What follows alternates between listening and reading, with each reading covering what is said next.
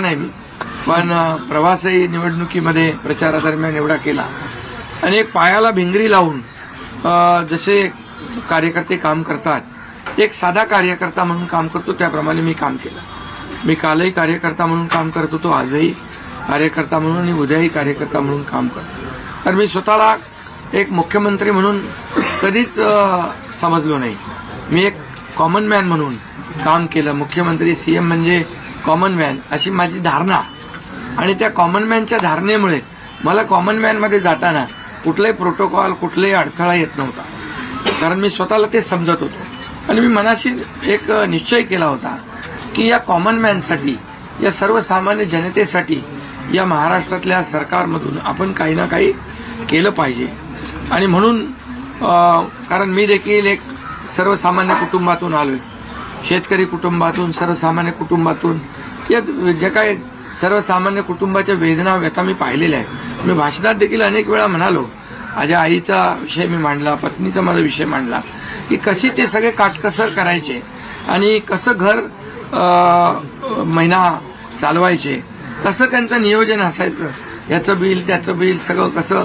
आणि ते माझ्या डोक्यामध्ये पहिल्यापासून होतं की ज्या दिवशी अशा प्रकारचा अधिकार माझ्याकडे येईल त्यावेळेस मात्र मी माझ्या सर्वसामान्य लोकांसाठी, मग त्या लाडक्या बहिणी असतील, लाडके भाऊ असतील, लाडके शेतकरी असतील, लाडके ज्येष्ठ असतील, या सगळ्यांसाठी, किंबहुना काही आपले रुग्ण असतील, या सगळ्यांसाठी मी काही ना काही केलं पाहिजे अशी भावना माझ्या मनामध्ये होती. कारण शेवटी ते त्याच्यातून जावं लागतं माणसाला, तेव्हाच त्या वेदना कळत असतात.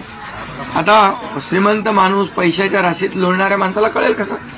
सोन्याचा चमचा घेऊन जन्माला आलेल्या लोकांना कशी गरिबी करणार? मग गरीब परिवारातून आल्यामुळे या सगळ्या गोष्टी ज्या आहेत, या वेदना मला समजत होत्या आणि बरोबर तेच मी या वेळेस केलं.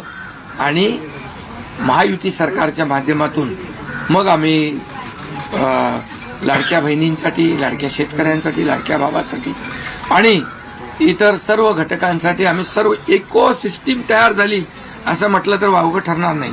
म्हणजे परिवारातल्या प्रत्येक सदस्याला काही ना काही सरकारच्या वतीने देण्याचा प्रयत्न केला. काय लोक म्हणतात, काय आहे तुम्ही वाटताय काय, म्हणजे सरकारचं काय काम असतं? सर्वसामान्य कुटुंबातल्या सर्वसामान्य माणसाला सरकार म्हणून काहीतरी आधार मिळाला पाहिजे ही भावना असते आणि मग ती मी पूर्ण केली. आणि म्हणून या 2.5 वर्षाच्या काळामध्ये मला समाधान आहे. मी खूप आनंदी आणि खुश आहे की या काळामध्ये आम्ही बाळासाहेबांचे विचार घेऊन पुढे गेलो. आनंद दिघे साहेबांची शिकवण आमच्या गाठीशी होती आणि केंद्रातून आदरणीय प्रधानमंत्री मोदी साहेबांचं आणि अमित शहा साहेबांचं पूर्ण पाठबळ आम्हाला होतं.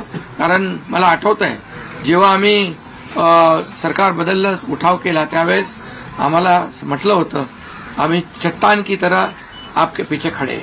आणि मला आठवत आहे की 2.5 वर्ष त्यांनी पूर्ण ताकदीने मागे उभे राहिले, माझ्यासारख्या सर्वसामान्य कार्यकर्त्यावर विश्वास ठेवला. 2.5 वर्ष त्यांनी मला मुख्यमंत्री म्हणजे सुरुवातीला जी मुख्यमंत्री पदाची जबाबदारी दिली ते दिवस मला आठवत आहे. आणि त्या प्रत्येक दिवसाचा, प्रत्येक क्षणाचा वापर आम्ही राज्यातल्या जनतेच्या हिताकरता केला. आणि म्हणून मी मोदी साहेबांना, अमित शहा साहेबांना देखील खूप धन्यवाद देईन की त्यांनी पाठबळ दिलं आणि योजनांना देखील मदत केली, निधी दिला.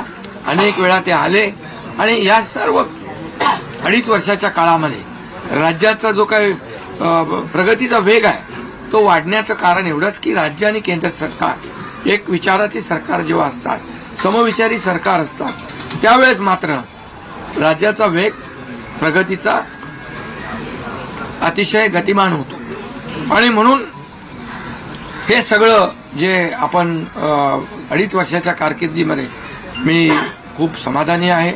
आणि मी आपल्याला सांगू इच्छितो की मी काय त्या डिटेलमध्ये जाणार नाही, परंतु आम्ही घेतलेले निर्णय जे आहेत हे ऐतिहासिक निर्णय आहेत.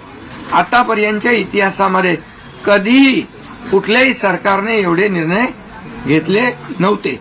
त्याचे साक्षीदार तुम्ही पण आहात. पत्रकारांचे पण विषय असतील तेही आम्ही सोडवले, सगळ्यांचे सोडवले विषय, कोणाचे ठेवले नाही. आणि जे महाविकास